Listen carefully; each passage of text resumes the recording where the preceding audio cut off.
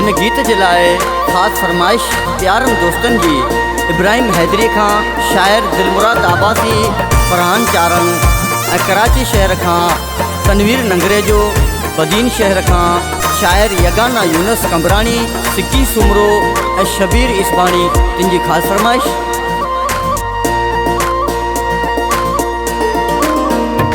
मुझे दिल में तू ही आई, मुझे दिल में तू ही आई, नथो तोखे विसारे सघां, नथो तोखे विसारे सघां।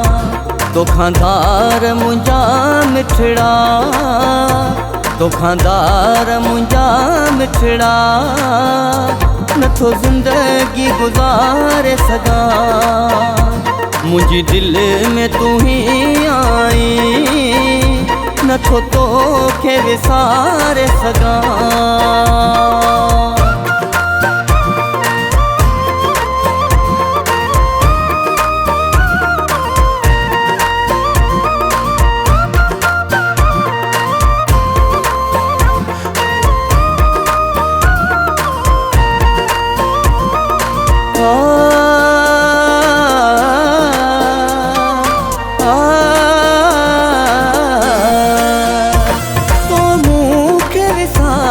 छॾियो वा मिठा, तोले दर्द हज़ार मूं आहिनि सठा।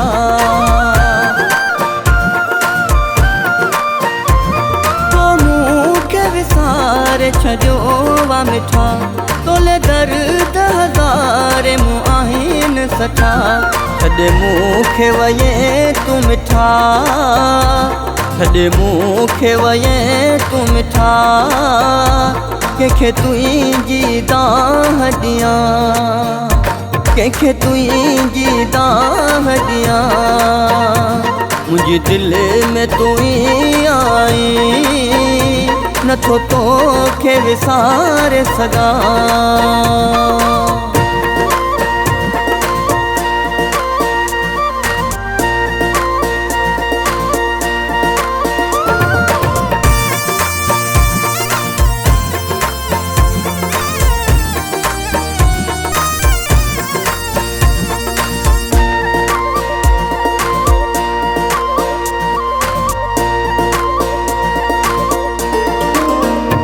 मूंखे ज़िंदगीअ में तो सूर ॾिना, तॾहिं नेण मुंहिंजा आहिनि रुना।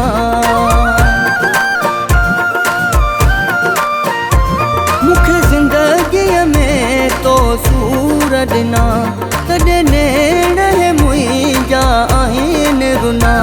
तोखे नाहे मुंहिंजी परवाह, तोखे नाहे मुंहिंजी परवाह, आऊं तुंहिंजा पियो ख्वाब ॾिसां, आऊं तुंहिंजा पियो ख्वाब ॾिसां।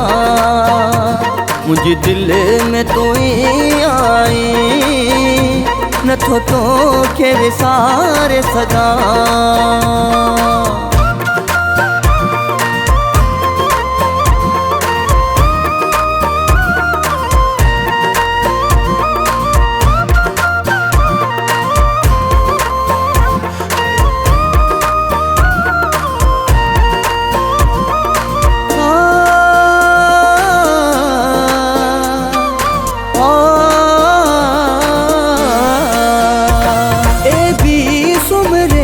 तोखे प्यार ॾिनो, तो तंहिंखां पुराणो नातो छिनो।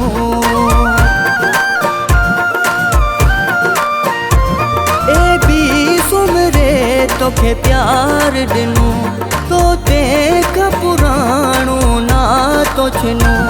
हिन शहर बदीन में, हिन शहर बदीन में, नथी दिल लगे कैसा, नथी दिल लगे कैसा।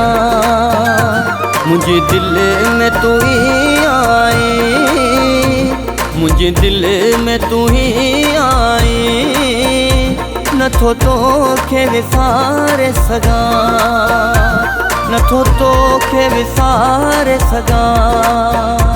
तोखांदार मुंहिंजा मिठड़ा, तोखांदार मुंहिंजा मिठड़ा, नथो ज़िंदगी गुज़ारे सघां।